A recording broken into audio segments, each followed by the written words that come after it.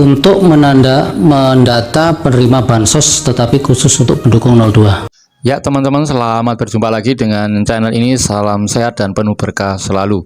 Pada kesempatan kali ini kita akan menonton video bersama-sama, itu mengenai kelucuan saksi-saksi di sidang sengketa pemilu.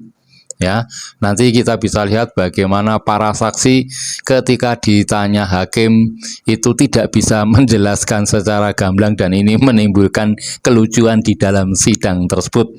Kali ini admin akan menyajikan video dari Bang Parbelak dari Medan.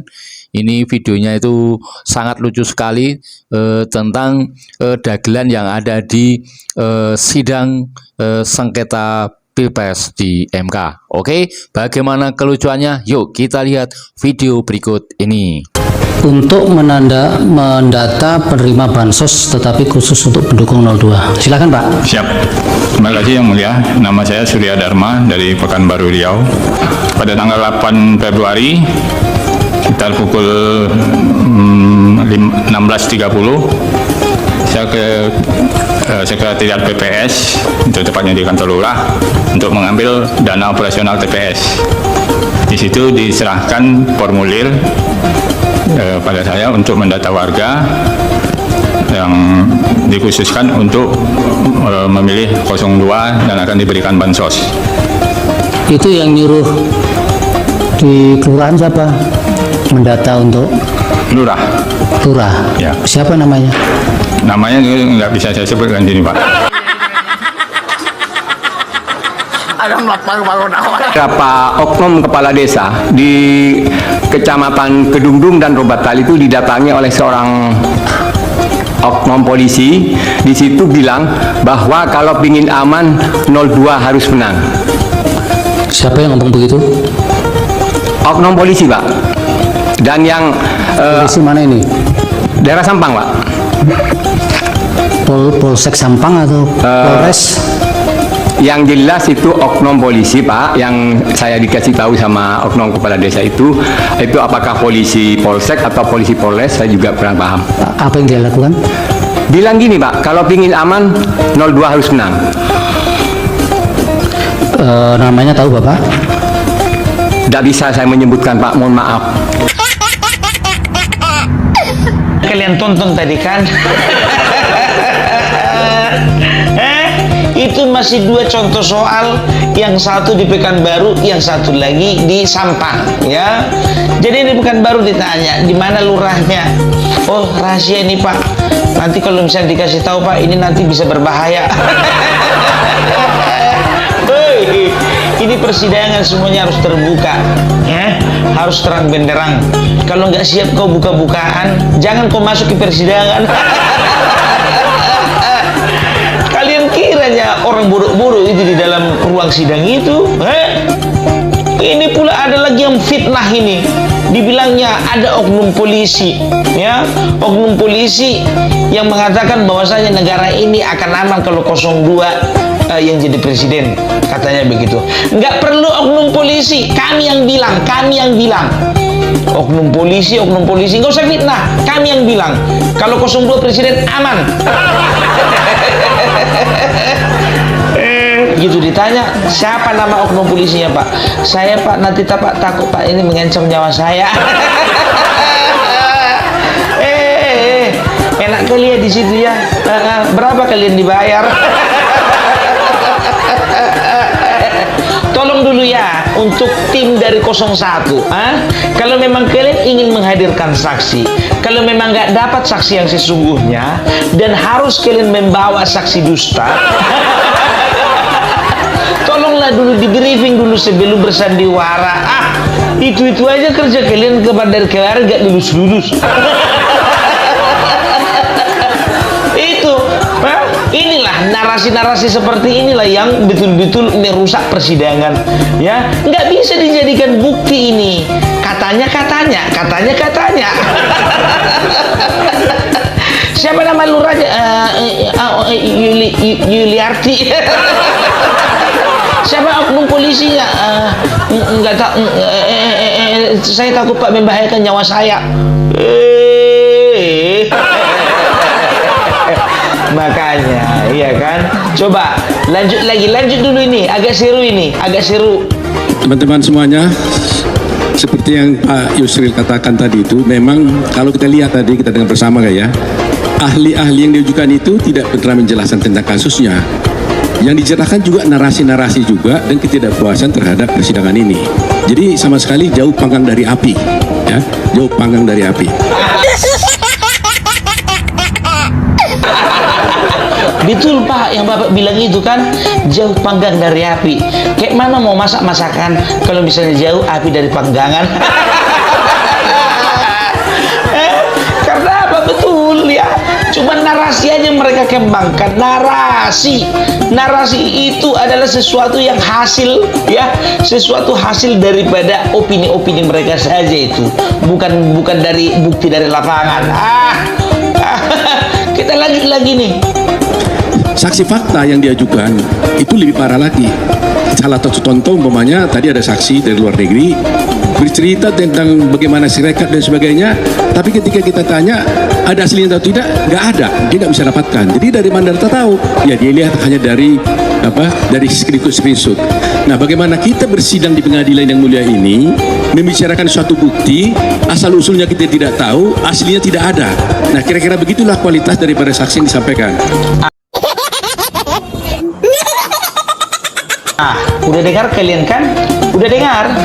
Mereka pun tim 01 ngabis-ngabiskan uang untuk bayar tiket untuk menghadirkan saksi fakta dari luar negeri. Saksi faktanya pun juga ketika ditanya aslinya mana, nggak ada. Yang ditunjukkan cuma screenshot.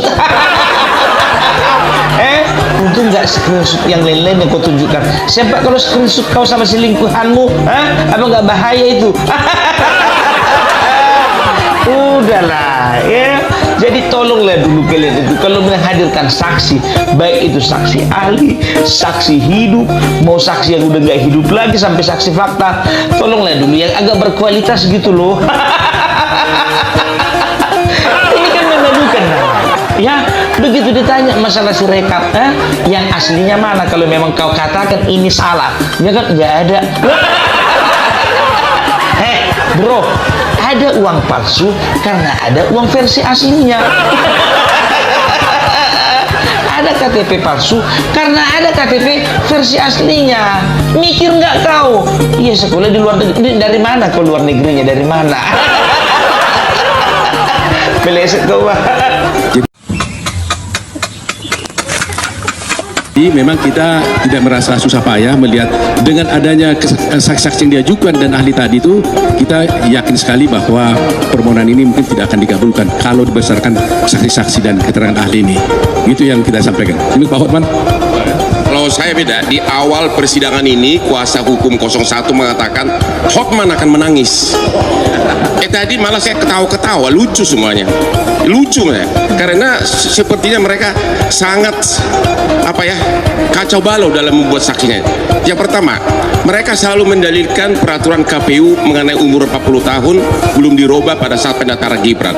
Mereka lupa nggak ada putusan Mahkamah Konstitusi nomor 90 yang mengatakan boleh asal pernah kepala daerah. Dan di pasal 47 Undang-Undang Mahkamah Konstitusi disebutkan putusan Mahkamah Konstitusi berlaku sejak diucapkan. Jadi nggak perlu menunggu dirubah peraturan KPU. Yang kedua, yang paling lucu bikin saya ketawa adalah tadi ada ahlinya mengatakan bahwa Jokowi melanggar undang-undang korupsi, bansos, melanggar undang-undang APBN. Pertanyaannya, bagaimana mungkin Mahkamah Konstitusi memutus mengabulkan permohonan mereka dengan mengatakan Jokowi melanggar undang-undang tidak pidana korupsi dan melanggar undang-undang APBN, sedangkan Jokowi dan menterinya bukan pihak dalam perkara ini, dan Mahkamah Konstitusi tidak punya kapasitas untuk menentukan apakah ada korupsi atau tidak. Makanya saya bilang tadi, saya ketawa.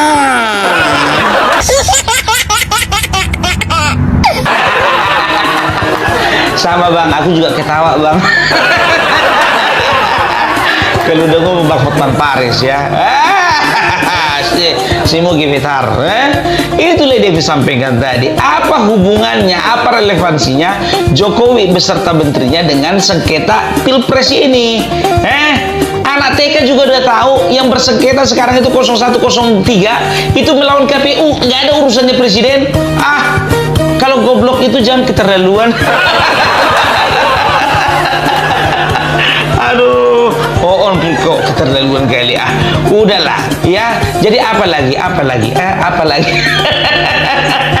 Nggak perlu orang sepintar Bang Hotman untuk menganalisa itu. Orang sebodoh Opung Parbela pun bisa memilah dan memilih mana yang ada kaitannya dengan sengketa pilpres.